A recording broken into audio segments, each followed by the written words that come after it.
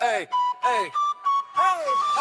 Northside de frăția, ținem rândul strâns. Intrăm toți odată, n-a rămas nimeni pe gând. Că s-ar capsura sau ar pe scandal. Când mergem împreună totul devine fatal.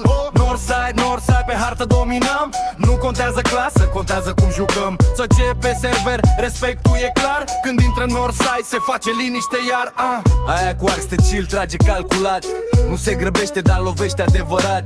Un pas în spate, țintea deja pe jos. Când vezi săgeata, e prea târziu frumos. Titania cu arc, cu precizie de manual. Nu ratează nimic, pare ireal. Dușmanii fug când o văd că se oprește. Că știu sigur următoarea săgeată lovește. Cristi pur cu sura, calm, concentrat.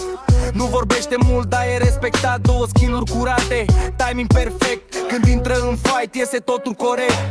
Achinezeau, ninja lamele luțesc. Intră din lateral, nici nu vezi că lovesc. KP-ul dispare, totul se termină rapid. Când pleacă din fight, rămâne liniște în jur garantat. Wiz cu sura vine hotărât. Nu face spectacol, dar e garantat hit. Un combo bine pus, fără grabă. Și încă un dușman cade instant. Sărnovar intră tare, fără frică. Cu sabia ridicată, nu explică. Lovrăște frontal, stil clasic brutal. Când dă un crit e momentul fatal.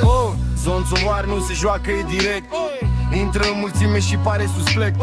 Dar când vezi damage-ul înțelegi clar. Ăsta nu vine la plimbare pe server clar. Northside de frăția, ținem rândul strâns. Intrăm toți odată, n-a rămas nimeni pe gând.